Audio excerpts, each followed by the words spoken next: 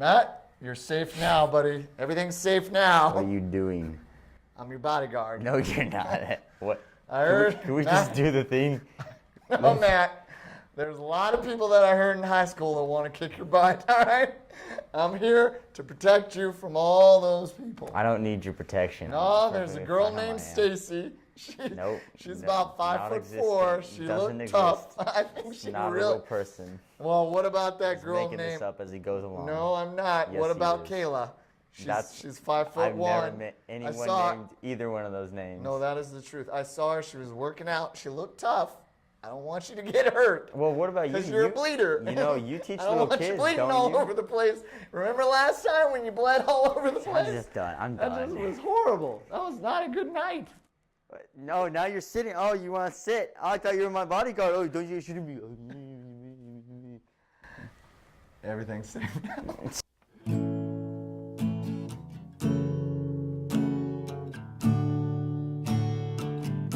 Today on SIMR, Matt and I review the not cop buddy film, The Hitman's Bodyguard, starring Ryan Reynolds as the bodyguard and Samuel L. Jackson as the hitman.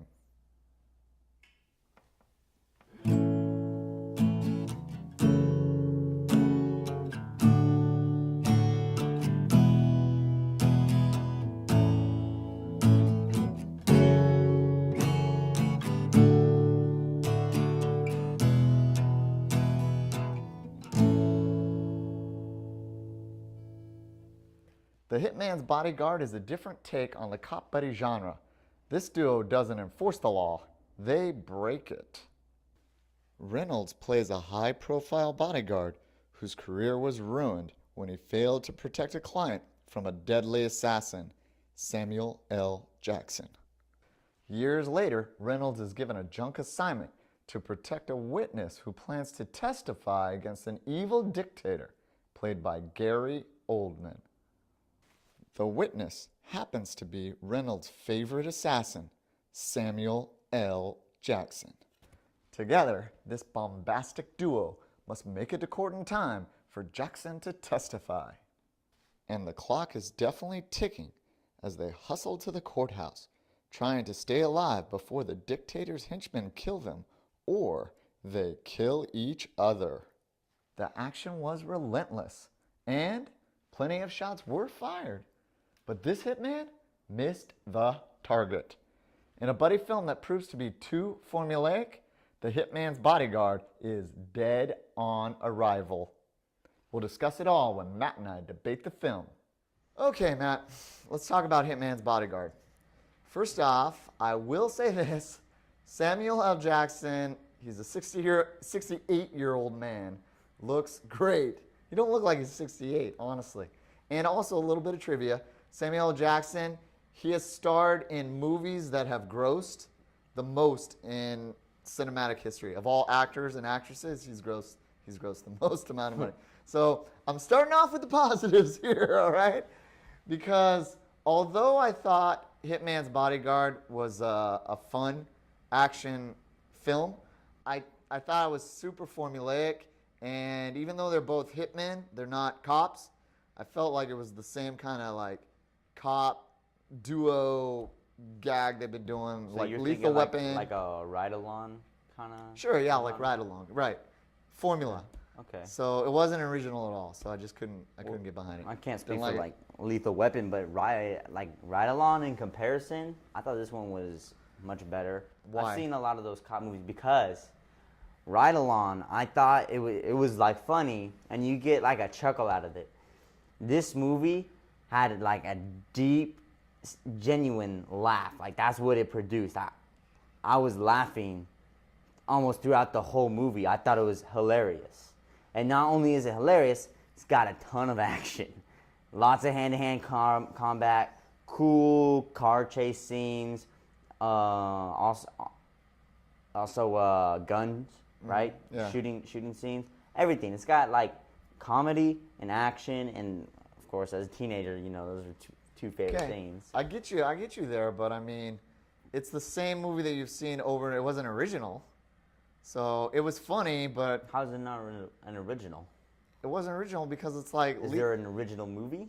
of called Hitman's Hitman's Bodyguard? Okay, there's not an original. Okay, so it's but a I mean, new. the concept is not an original concept. Look, it's been done before. Lethal Weapon. I mean, one of the guys, Rogue, who like in the movie Samuel L. Jackson, he's more of the rogue guy who does his own thing. I mean, Lethal Weapon. If you've seen Lethal Weapon, Mel Gibson is the rogue cop that does his own thing, and Danny Glover in that movie, he plays like the straight man. Yes. And in the movie that we just watched, Ryan Reynolds was trying to play the straight man, the like straight-laced guy. Everything's orderly. Everything's got to. That's the same movie as Lethal Weapon, except in Lethal Weapon they're both cops, and in this one they're like bodyguard hitman. It's the same formula. So, are you saying you're bored of it? Yeah, I was. Do you like the Marvel movies? I do like the Marvel But movies. wouldn't you say those are formulaic of like Oh, superheroes? yeah, Oh, the right. superhero has a problem. There's a villain. Oh, guess what? He beats the villain and saves the day. It's the same formula over and over again, but you like those. I do like those, right? So what do you have against this movie, Mr. C? Okay, maybe I Is this don't. just like a deep-seated hatred against Samuel? Oh, it's Ryan Reynolds, huh? You didn't really talk highly of him. Ryan Oh, Reynolds. I like Ryan Reynolds in Deadpool. That was he played.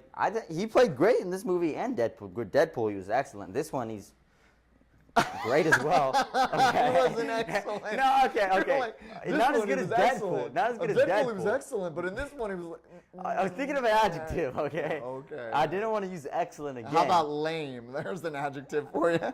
He played his character perfectly. That kind of dynamic, straightforward, rule following, has like a set, organized way of doing things. Played it perfectly. Especially, he adapted very well, considering that he was kind of like a loosey-goosey, just go with the wind guy in Deadpool. Okay. You have to give him credit for that. All right, I give him credit for that. But I mean, the ending is predictable, in my opinion, and I just couldn't get behind it. And there's a reason that this Labor Day weekend was one of the lowest box office weekends in Labor Day history. So it was, and Hitman's Bodyguard was #1 at the movies. So, and it's one of the worst. It was one of the worst weekends of box office history. Well, So maybe that being people were said, just busy. maybe they were. Hey, people got a barbecue instead of watching Hitman's Bodyguard. I agree with you on there. All right. Anyways, is it worth going to watch at the movies? Definitely. Okay. I say wait for it to come out on Netflix. Okay. All right. All right. Here's my final grade on the Hitman's Bodyguard. I really, really enjoyed this movie. The funny jokes and comedy, the chemistry between Samuel Jackson and Ryan Reynolds, and the hand-to-hand combat, all the action, the car chase scenes, and above all, one thing we didn't mention in the debate, the music. The music was spectacular. All their song choices were spot on and relevant to what was happening in the movie, and it just came together to be a well-formed movie. For all of those reasons, I'm gonna give the movie a 98%. It's A+. And now for my final grade of The Hitman Bodyguard. I will say this about the film. Samuel L. Jackson, he is a hard worker. The guy's in more movies than Bruce Willis, and that's hard to do. He's the highest grossing actor of all time, which I'll give him credit for that. In this movie, though, his relationship or his pairing with Ryan Reynolds is formulaic at best. I liked them together, but it wasn't something new or needed. It wasn't something needed. So that's my biggest problem with this film. There's nothing really original in it. I mean, it's not the buddy cop movie, which we're used to with Lethal Weapon type movies when they come together. It's more of the Hitman Bodyguard coming together, but they're playing the same type of roles. You got the rogue cop, or in this case, the rogue hitman or assassin, and you have the straight-laced one, the straight man, which would be Ryan Reynolds. So the rogue one would be Samuel L. Jackson, and the straight one's Ryan Reynolds. I mean, that's Lethal Weapon. So I can't really get behind this movie too much. The story was predictable. It was still fun, I guess. It had a lot of action in it, and things blew up. So for that, I'll give it a little credit. But my overall grade for this movie just didn't thrill me that much. I need more bite to my films. I'm just not into all these formulaic cop, shoot 'em up type duo movies. So my final grade will be 72% C minus. It didn't simmer enough for me to break that 80 threshold. So anyways, please click and subscribe. And as always, remember this. If it's cool and hot, it simmers.